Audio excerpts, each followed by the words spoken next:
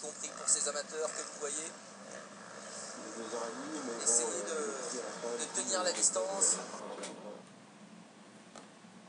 La semaine et qui samedi et dimanche passent leur week-end à l'eau de plage pour essayer de se préparer physiquement et de préparer la moto.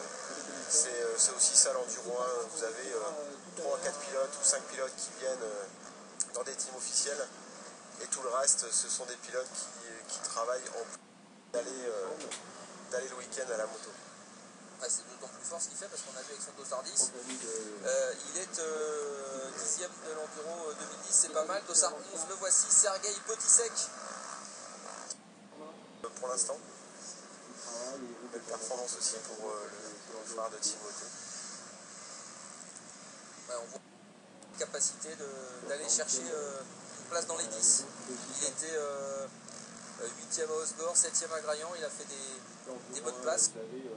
Il a cassé, mais à Graillan il était 7e et il a fait une bonne course. Ah, il peut aller chercher dans les 10 facilement. Hein. Si mécaniquement ça se passe bien, il sera dans les 10 largement, puisque bon, il y aura encore quelques retournements, puisque nous allons le voir remonter sans doute. Ouais, sûrement, hein, je vous Regardez, rappelle. il était 29e, 25, 22.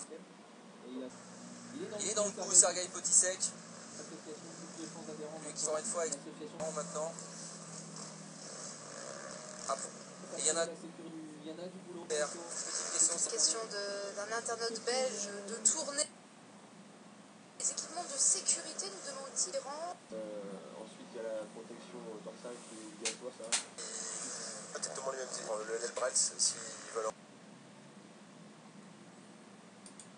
On retrouve par contre pour la moto.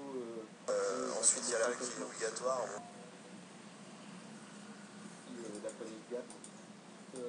Comme les pros tellement mises sur des courses de Comtège-la-Main et aussi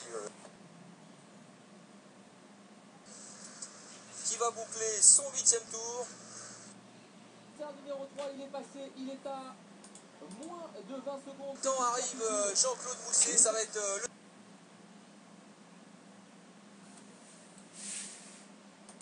Comme sont à la bagarre, ça nous promet franchement une fin. Il est passé, il est à moins...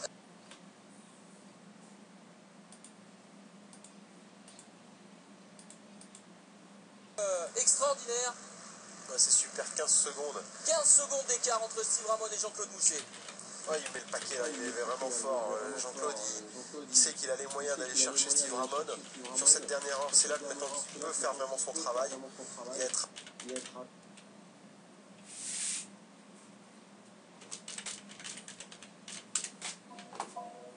travailler spécifiquement cette course à l'inverse de Steve Ramon. Et Steve Ramon n'a pas assez d'écart, je pense, pour faire la différence.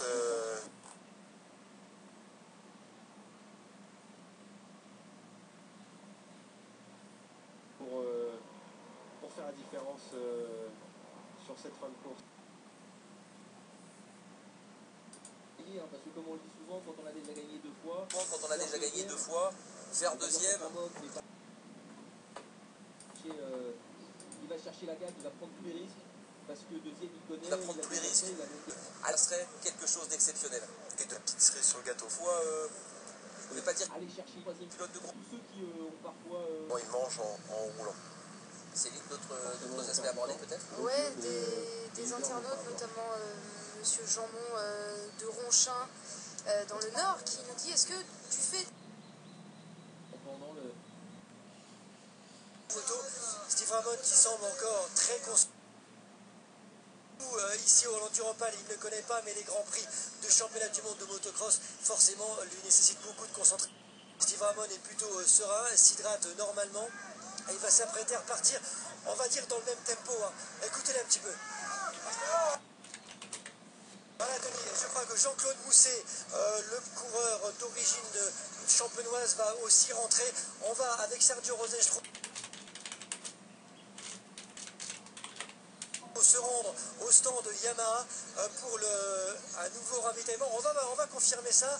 C'est pas encore sûr. On nous a dit que Jean-Claude Mousset allait ravitailler. Et je vous préviens, dans les 30 secondes qui viennent, entre les deux hommes va continuer. Ramon et Jean-Claude Mousset derrière. A priori, ces deux hommes-là ne...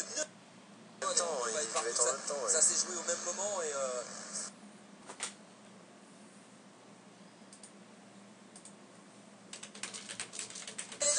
super finale, je vous avais dit la différence.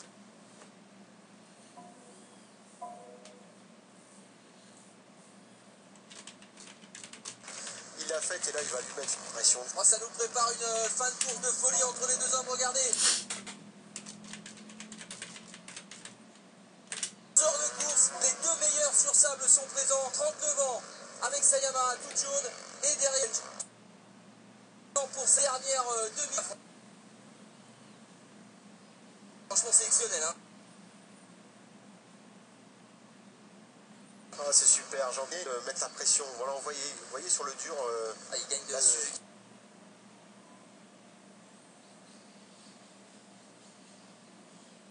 Par quelques concurrents. Ah, ce mano à mano est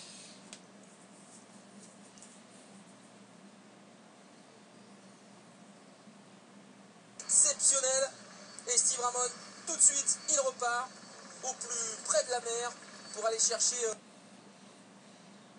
de course, quoi. Il faut rester dans le sillage. 3 heures de course à faire. L'enduro, ça existe depuis 1975. Il y a eu bien des changements dans le circuit, mais cette année, on est revenu à un circuit. Là étaient les deux favoris au départ. Effectivement, vous le disiez, Paul Philippe, qui sont les deux leaders. Mais regardez, ça se joue absolument à rien. On commence à quitter le Touquet. Comme on sait qu'il va y avoir des gigantesques embouteillages, en fait, il y a tout le monde qui s'en va, les motos qui partent un peu comme le football, vous connaissez bien, Denis. Souvent, en 10 minutes de la fin, il y a tout le monde qui s'en va. Et ben là, beaucoup de monde s'en va. Alors, on est loin d'avoir le Touquet vide, évidemment, avec les 300 000 personnes qui sont. Tout à l'heure, il avait roulé milieu, là, il va à gauche carrément comme faisait. Pour aller chercher la partie la plus. Retrouver les bosses, retrouver un circuit défoncé. Incroyable. Ravitaillement, tout s'est bien passé. Si vous n'étiez pas avec nous sur internet tout à l'heure, sachez que c'est au ravitaillement d'ailleurs que.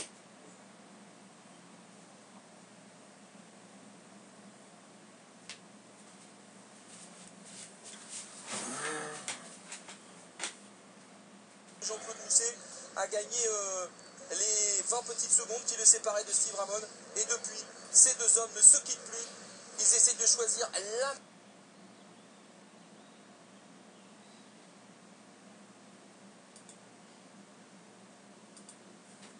meilleure trajectoire pour éviter les autres pilotes et remonter le plus rapidement sur la piste. C'est fou parce que ça passe.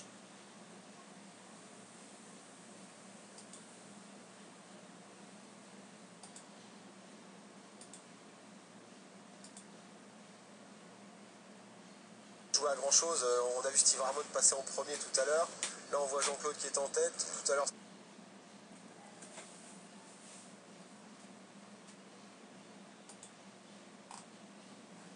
Troisième, celui qui était en position de devenir troisième. On va au stand filer juste pour voir une image. Troisième l'an dernier, le voici Adrien. Il est reparti, il est au duel avec et Jean-Claude Mousset qui le talonne. Incroyable fin de course. On saute Jean-Claude. Vous voyez, ils prennent les extérieurs pour. Ça devient super.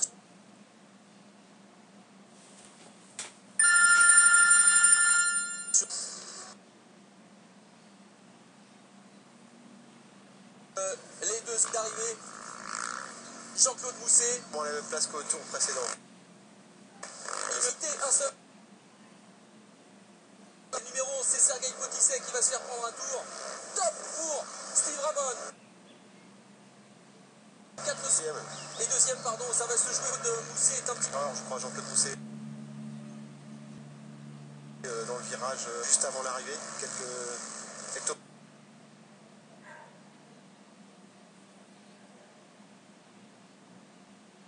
mettre mes mains. Ne toussez pas de revenir dessus absolument. Ouais, d'accuser Jean-Claude Mousset, Steve Ramon. Alors qu'on voit ce que. No li siete durmiendo. Entretien une érosion extraordinaire qu'il faut voir peut-être l'écouter dans il nous a parlé qu'il avait entre c'est aussi. Pour rendre hommage à Timothée dont il était extrêmement proche, Steve Ramon, qu'il est venu sur cette course, la course qui était celle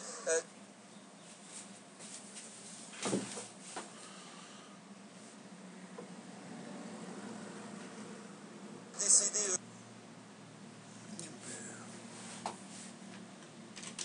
sous la ligne dans cette course. Et là,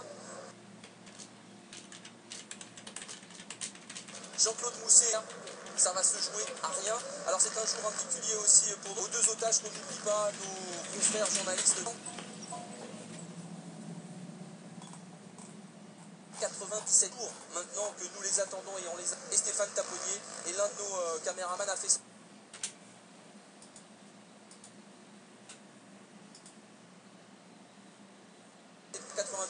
On va le retrouver dans les stands avec Jean-Luc Boucher.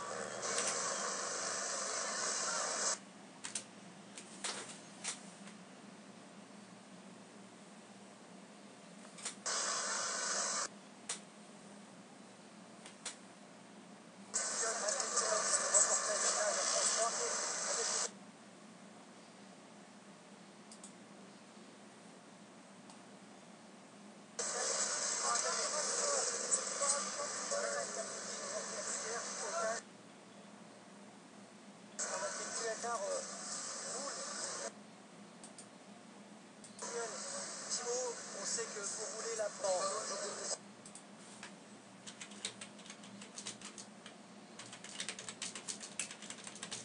Ouais, bien sûr, je suis particulier, je voulais rouler en pensant que son pari de faire ce qu'ils veulent. Ça va faire. Là, c'est une bagarre aussi, et psychologique donnée en pensant.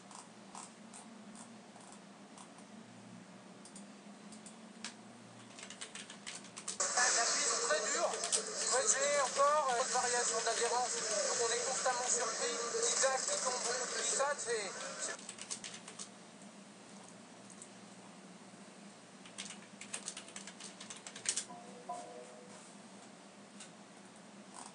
Pas évident. Emmanuel, soyez prudents.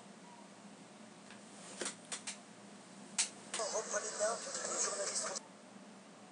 On va vous en proposer peut-être une petite dernière avec Céline qui est avec nous. Oui, à 10 minutes de l'arrivée, une petite question de